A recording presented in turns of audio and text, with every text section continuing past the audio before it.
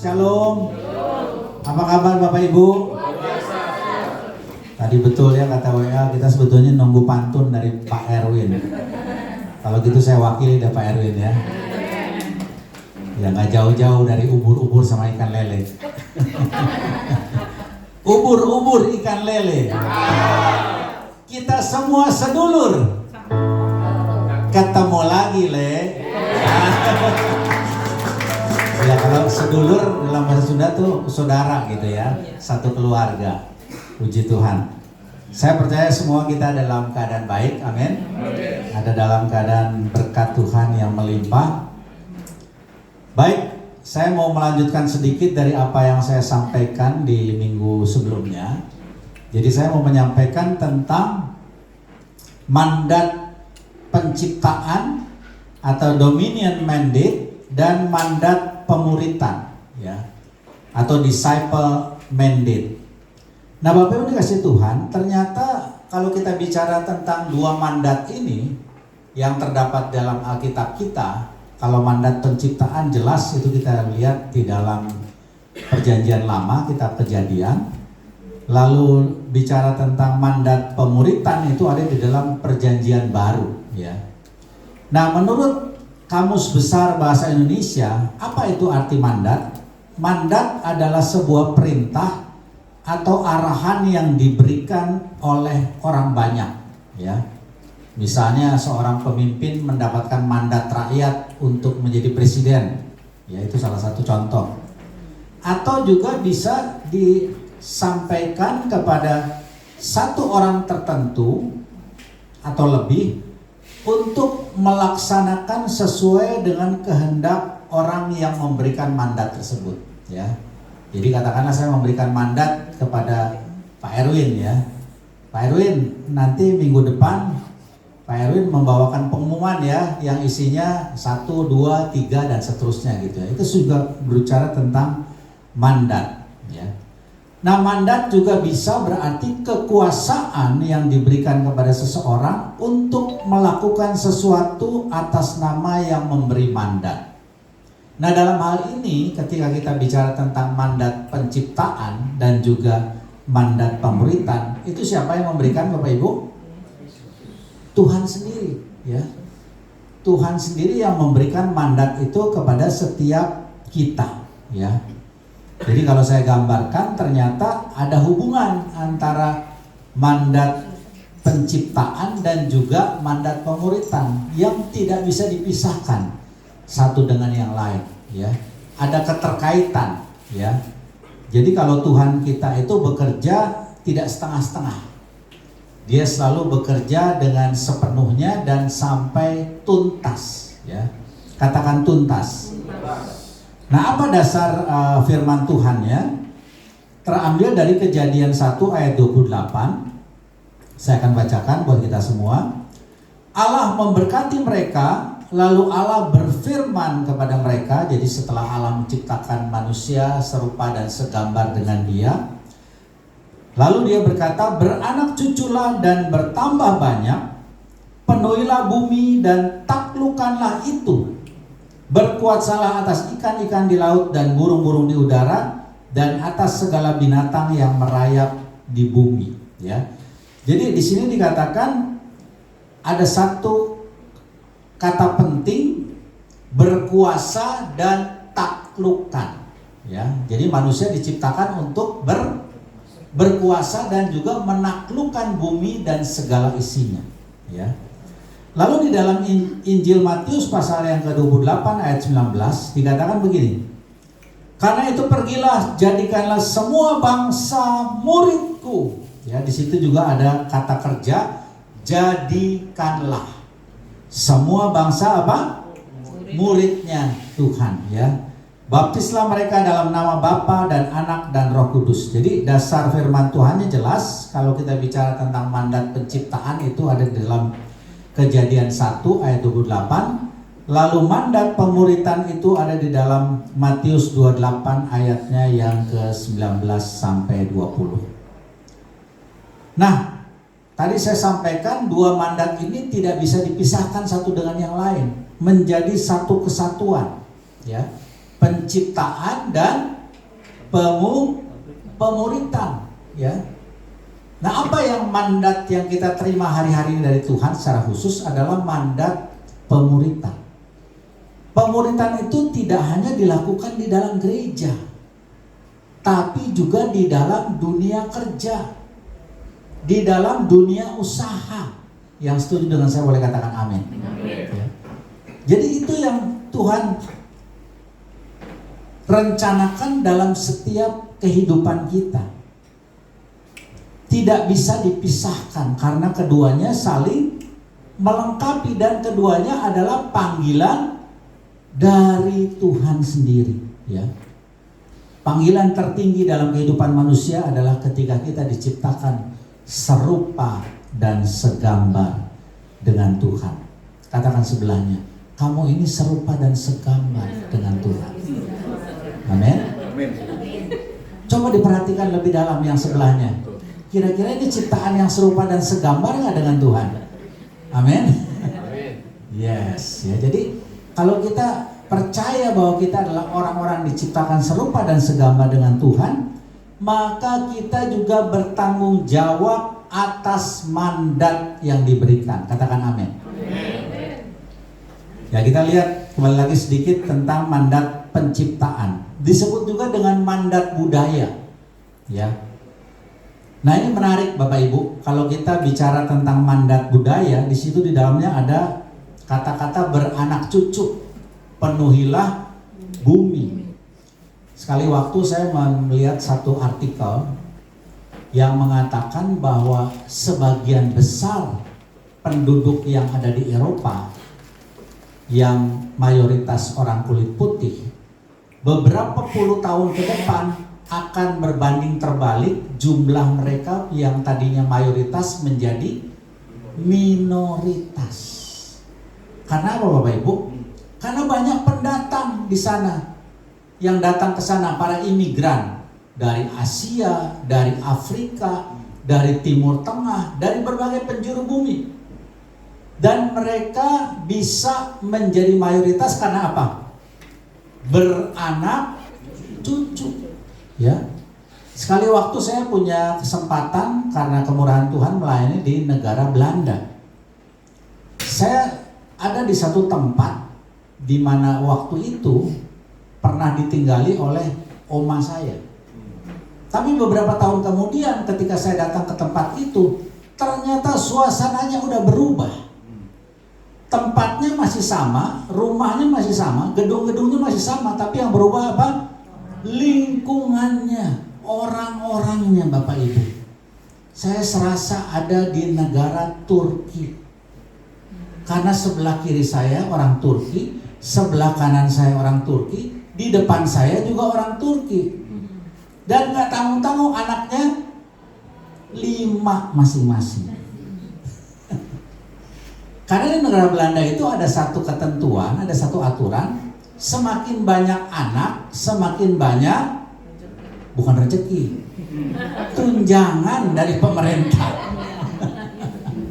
Makanya saya heran, ini kok orang tuanya nggak kerja, tapi mobilnya keren-keren Bapak Ibu. Ternyata apa? Dapat tunjangan dari pemerintah. Makin banyak anak, makin banyak. Ya, tinggal saudara terjemahkan sendiri ya. Jadi ternyata mandat budaya itu bicara tentang beranak cucu, penuhilah bumi. Dan ini memang yang sudah direncanakan oleh Tuhan sendiri supaya kita semakin hari semakin banyak dalam hal orang-orang yang percaya kepada Tuhan Yesus. Katakan amin. Amin. Lalu dikatakan yang kedua adalah taklukkan dan kuasai bumi.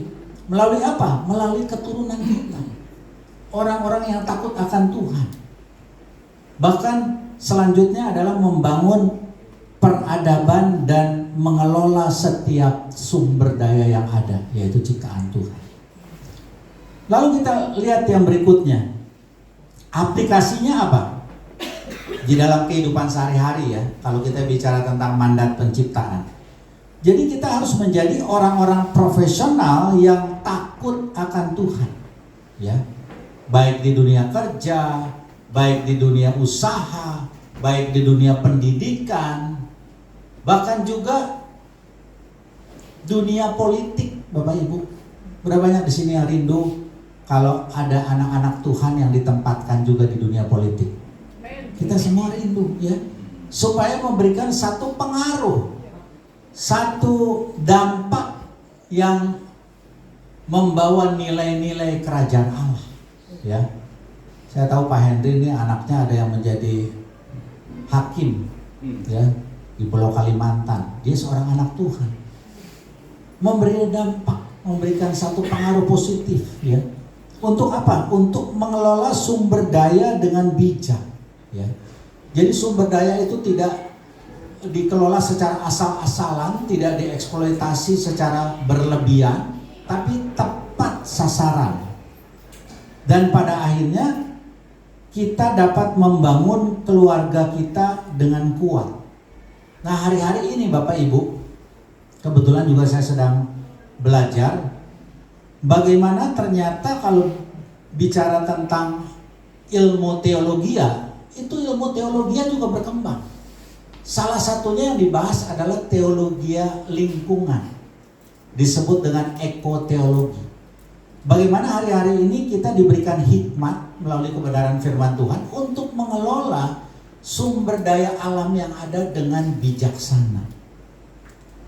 Tidak asal-asalan, tidak hanya melakukan eksploitasi besar-besaran, tetapi memperhatikan efek yang berkelanjutan buat anak cucu nanti, ya. Tidak dihabiskan hari ini saja, tetapi memikirkan untuk masa depan. Mungkin 20 tahun, mungkin 50 tahun ke depan. Sehingga sumber daya air dan seterusnya itu bisa dimanfaatkan oleh anak cucu kita. Berapa banyak yang setuju dengan hal itu? Katakan amin. Amin. Jadi kita juga minta hikmat dari Roh Kudus bagaimana kita bisa mengelola sumber daya yang ada dengan bijaksana. Ada satu statement yang mengatakan begini: keluarga kuat akan hasilkan generasi penerus yang kuat atau yang hebat, betul, ya. Akan juga membangun lingkungan dan bangsa yang kuat, ya. Dimulai dari mana? Dari keluarga. Keluarga dimulai dari diri kita sendiri, ya. Sebagai suami, sebagai istri, sebagai orang tua, bagaimana mendidik anak-anak di dalam roh takut akan Tuhan. Nah, ini bicara tentang mandat penciptaan. Penciptaan itu esensinya begini: dari yang gak ada menjadi ada, dari yang tidak baik menjadi baik, saudara. Terus meningkat, ya. Nah, sekarang kita bahas sedikit tentang mandat pemuritan. Ayatnya diambil dari Matius 28 ayat 19 sampai 20. Nah, ada beberapa kata kunci di situ. Yang pertama adalah pergi dan jadikan murid, ya.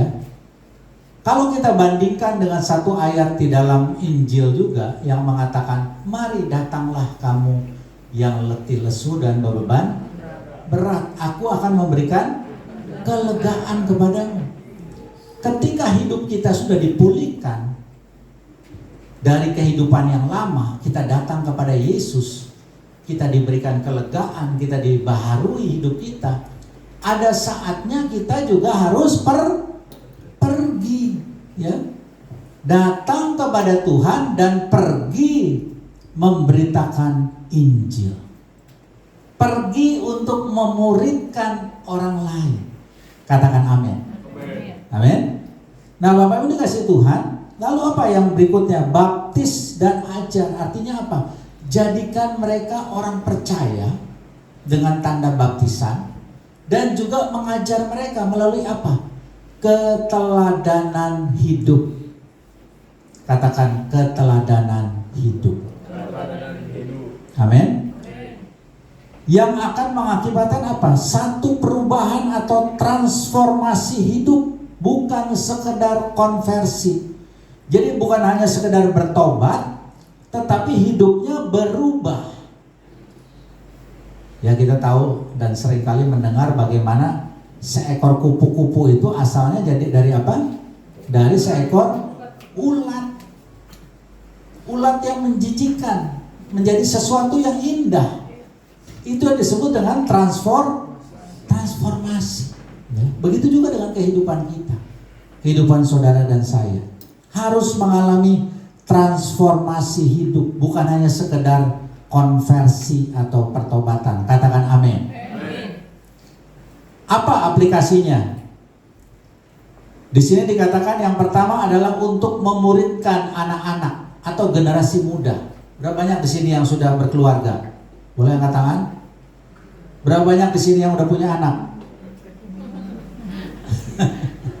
Ya, muridkan anak-anak saudara menjadi generasi yang takut akan Tuhan. 1-2 hari lalu kalau nggak salah, anak saya yang nomor 3 perempuan itu memutuskan untuk pindah memulai satu kehidupan yang baru di Pulau Bali. Ya. Saya bilang kamu di sana bukan hanya bekerja, berusaha, tapi kamu liburan setiap hari. Ya, dia bawa 3 anaknya bersama dengan suaminya untuk memulai satu kehidupan baru. Saya bilang sama dia, jangan lupa tetap beribadah kepada Tuhan. Tetap beribadah, cari Tuhan, utamakan Tuhan dalam hidupmu. Karena sumber keberhasilanmu hanyalah dari Tuhan. Bukan dari manusia, bukan dari tempat yang baru, tetapi semata-mata dari Tuhan. Saya katakan, iya Pak, aku akan tetap setia sama Tuhan. Karena apa? Kamu punya 3 anak yang masih kecil-kecil. Kamu harus didik mereka, kamu harus sekolahkan mereka, kamu harus bekali mereka juga dengan kebenaran firman. Saya katakan. Jadi kita harus memuridkan generasi penerus kita. Lalu yang berikutnya apa? Pemuridan juga ternyata bukan hanya di dalam keluarga, tetapi juga di tempat kerja. Berapa banyak di sini yang masih bekerja? Oh haleluya. Saya bekerja kurang lebih di marketplace, di dunia kerja itu 30 tahun Bapak Ibu. Dari tahun 87 sampai tahun 2017. Dan saya juga melihat bagaimana kita bisa memberikan pengaruh positif kepada lingkungan kerja kita. Bisa memberikan dampak positif kepada mereka. Melalui apa? Nilai-nilai kebenaran firman yang ada dalam hidup kita. Ya. Saya selalu katakan, ngomong itu gampang. Ya. Bahasa Inggrisnya talk is cheap. Tapi menjadi teladan itu sesuatu yang berbeda sama sekali. Bagaimana kehidupan kita itu harus bisa dicontoh oleh banyak orang. Jadi tempat kerja kita itu bicara juga tentang apa? Ladang misi kita, penjangkauan. Ya, saya ingat terakhir saya bekerja di sebuah perusahaan di Jakarta. Ada satu legacy yang saya tinggalkan di situ. Selama belasan tahun perusahaan itu berdiri, bahkan hampir puluhan tahun, nggak pernah ada yang namanya persekutuan doa kantor. Waktu saya ada di sana, saya bilang ayo kita mulai. 2-3 orang kita berkumpul setiap hari Jumat. Sementara saudara-saudara kita sholat Jumat, kita juga sholat Jumat di tempat ini. Ya, kita belajar firman Tuhan, kita memuji menyembah Tuhan. Dan itu tidak menjadi sesuatu yang mudah dilupakan oleh mereka. Walaupun kita minoritas sekali lagi. Tapi saya percaya ketika kita konsisten melakukannya, maka jiwa-jiwa Tuhan akan kirimkan. Amin Bapak Ibu. Demikian juga dengan gereja di tempat ini. Saya percaya ketika dengan setia melakukan ibadah, anak-anak muda yang melayani di tempat ini luar biasa, Tuhan akan terus tambah-tambahkan dengan bilangan jiwa. Amin Bapak Ibu. Jadi tempat kerja kita adalah ladang misi kita, bukan hanya gereja, tetapi juga tempat di mana Tuhan tempatkan kita. Untuk apa? Membangun sebuah komunitas yang bertumbuh. muridkan keluarga, muridkan tempat kita bekerja atau berusaha dengan nilai-nilai kebenaran firman Tuhan. Ada satu istilah yang saya suka hari-hari ini, declare and display Christ. Ya. Istilah ini nanti kita akan lihat pertama kali disampaikan atau dipublikasikan di dalam satu pertemuan hamba-hamba Tuhan tahun lalu di negara Korea Selatan. Ya. Mereka mengadakan satu pertemuan rutin hamba-hamba Tuhan dari berbagai denominasi gereja, baik gereja mainstream. Kalau gereja mainstream itu gereja Katolik, Protestan itu mainstream. Dan juga gereja-gereja karismatik dan Pentakosta seperti kita. Mereka memutuskan dan juga memberikan satu program-program ke depan di mana gereja itu akan berkolaborasi. Tadi saya sempat ngobrol sama Chris di bawah, ya, bagaimana gereja hari-hari ini lebih cenderung tidak berkolaborasi tetapi berkompetisi. Ya. Kalau dengar khotbah Pak Jun beberapa waktu lalu kan, nggak apa-apa, biarin di sebelah saya dibangun gereja, silahkan, monggo. Nah, ini gereja yang sehat Bapak Ibu. Tapi kalau gereja yang tidak sehat, khawatir, waduh, ini jangan-jangan domba saya dicuri ini. Ya. Bahkan ada beberapa gereja yang bilang, bukan dombamu yang aku curi, tapi dombamu datang ke sini curi rumput hijau kami, katanya. Ya.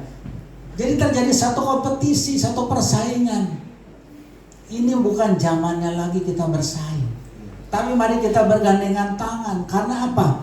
Ladang sudah menguning, siap untuk dituai. Katakan amin. Ya. Jadi kita nggak bisa menuai sendirian Bapak Ibu. Firman Tuhan katakan tuaian memang banyak, tetapi pekerja sedikit. Nah, kita bersyukur kalau di kiri kanan kita, depan belakang kita ada gereja, masing-masing ada rezekinya. Kalau kata orang Betawi bilang, ya, masing-masing sudah ada porsi yang Tuhan siapkan.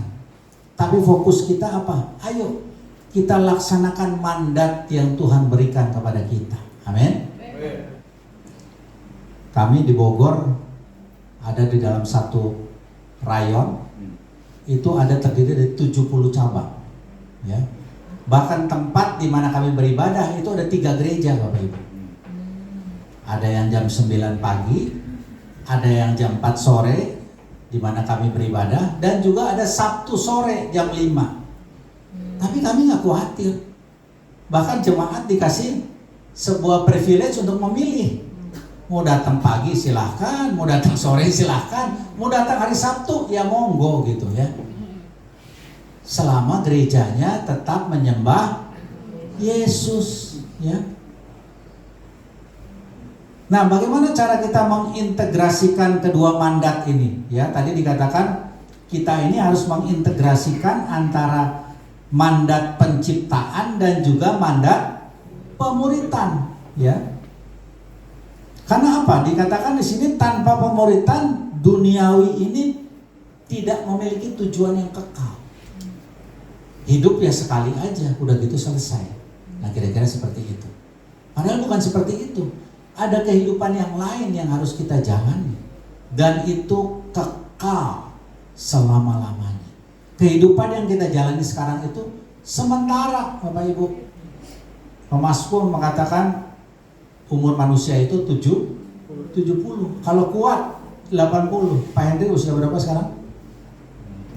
67 tuh. Bentar lagi 70 ya. Bapak 64 ya. Bapak yang di belakang usia berapa? 75 tuh. Luar biasa. Masih tetap setia beribadah. Amin.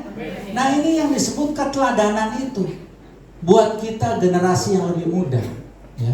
Bagaimana tetap setia beribadah, setia kepada Tuhan ya. Itu yang dikatakan ada tujuan kekal dalam hidup ya. Lalu yang berikutnya apa? Tanpa penciptaan spiritualitas itu tidak relevan. Artinya apa? spiritualitas yang hanya sekedar mengerti tentang hal rohani, tetapi tidak ada kaitannya dengan tujuan ilahi. Padahal kita tahu melalui mandat penciptaan dan juga mandat pemuritan, kita memiliki tujuan dalam kehidupan ini, amin. Yaitu memuridkan orang lain, menjangkau jiwa sebanyak-banyaknya bagi kerajaan Allah. Bahkan Yesus sendiri memberikan satu keteladanan bagaimana ketika dia masih ada di muka bumi, dia juga bekerja.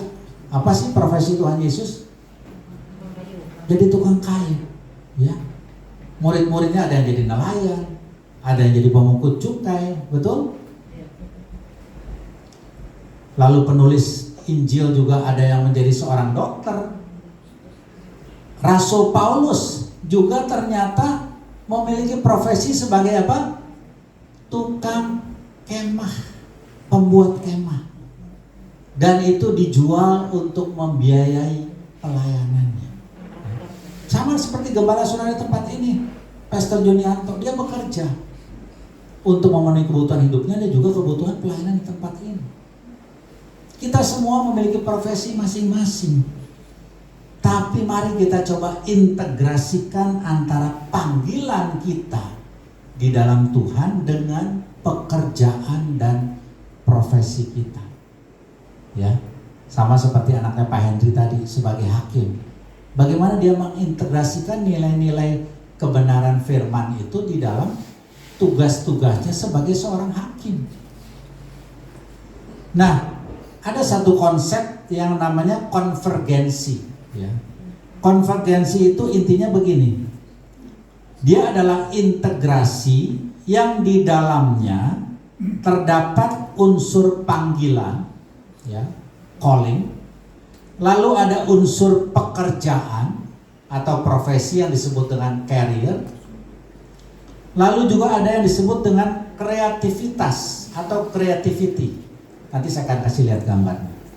Dan juga yang terakhir adalah komunitas atau community, ya, disingkat 4C. Calling, panggilan, career, pekerjaan atau profesi, lalu creativity atau kreativitas, dan yang keempat adalah community atau komunitas. 4 hal ini diintegrasikan. Supaya apa? Supaya dunia kerja yang kita kenal dewasa ini juga mengerti tentang rahasia keselamatan yang Tuhan nyatakan atas dunia ini. Nah, ini gambarnya Bapak Ibu, ya. Kita lihat di situ ya, ada bola-bola di situ. Nah, ketika yang sebelah kiri, ya, itu menggambarkan keterpisahan atau dikotomi, ya, antara panggilan, lalu pekerjaan, lalu ada komunitas dan juga kreativitas, itu akan menciptakan ruang-ruang di dalam kotak itu yang seolah-olah sempit, ya, sempit.